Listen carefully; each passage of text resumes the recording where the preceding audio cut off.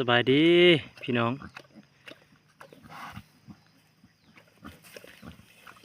สบายดีพี่น้องทางฝั่งลาวและฝั่งไทยเนาะสำหรับผู้ที่มักฮักในการเลี้ยงหมูเป็นทั้งอาชีพหลักแล้วก็อาชีพเสริมมื้อนี้อยู่ง่ายกินง่ายได้มาถ่ายหมูออกลูกมือแต่ว่ามีน้อยโตพี่น้องเลยสุนี้ได้อยู่4 แต้มแม่มันห่วงลูกสมควร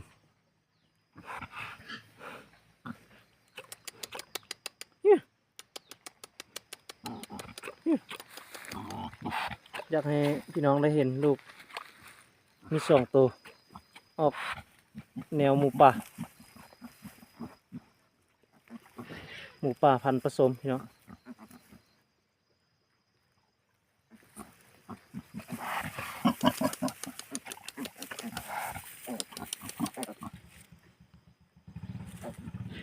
ง่าย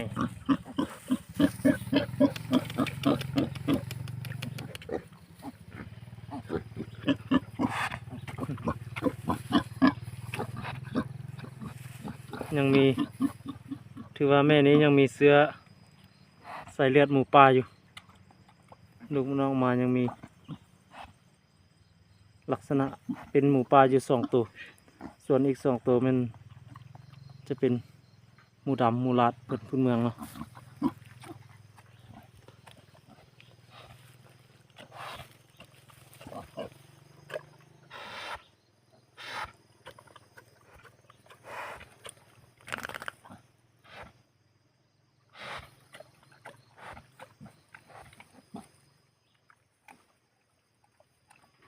ฝากกดไลค์กดแชร์กดติดตามด้วยเด้อพี่น้อง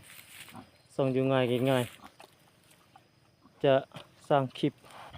วิธีเกี่ยวกับการเลี้ยงหมูวิธีของคนเลี้ยงหมูเนาะ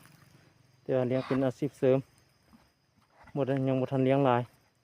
คือแผนอนาคตจะขยายเอาให้หลายกว่านี้ตรงนี้ยังมีความยุ่งยากอยู่ทางด้านเวลาจัดสรรเวลาในการดูแลมันยังบ่ทันเพียงพอ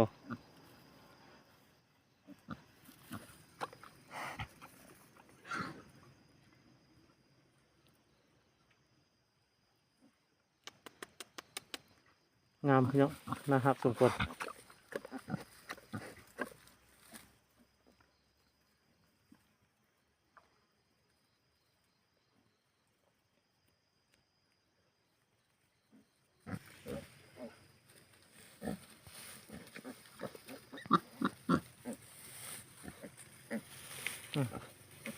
งามพี่น้องเลือดหมูป่าแสดงสัตว์แสดง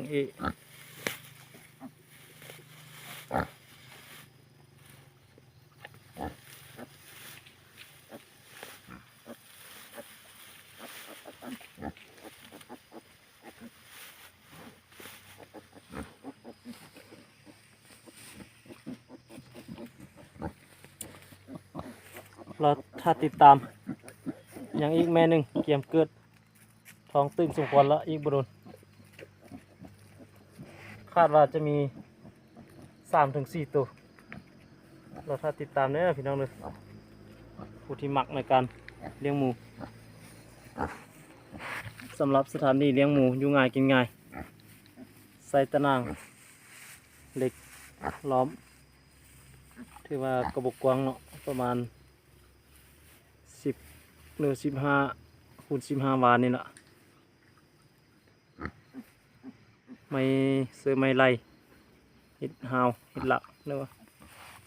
ไปตามต้นไม้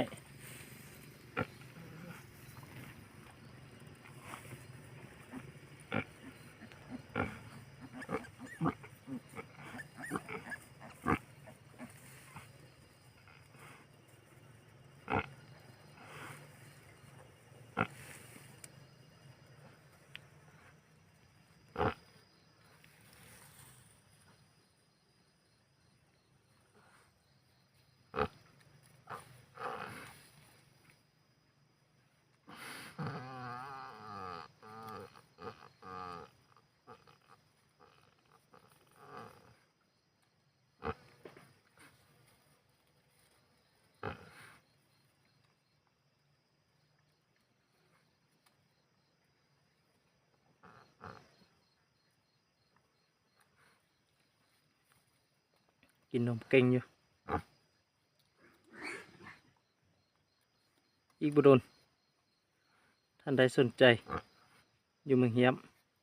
ติดต่อมาได้เอาไปเลี้ยงเป็นแม่พันธุ์พ่อพันธุ์สนใจติดต่อมาได้เด้ออยู่ง่ายกินง่ายเฟซบุ๊กของอยู่ง่ายกินง่ายก็ได้หรือว่าติดต่อมาได้ที่หมายเลขโทรศัพท์911 83304ปัจจุบันนี้ก็ยังมีอยู่4 ตัวท่านใดสนใจเนาะเอาไปเป็นแม่พันธุ์สนใจอยากทดลองเลี้ยงติดต่อมาได้อีกทีหนึ่งฝากกดติดตามหรือ Subscribe ช่อง YouTube อยู่ง่ายกินง่ายเพื่อเป็นกำลังใจให้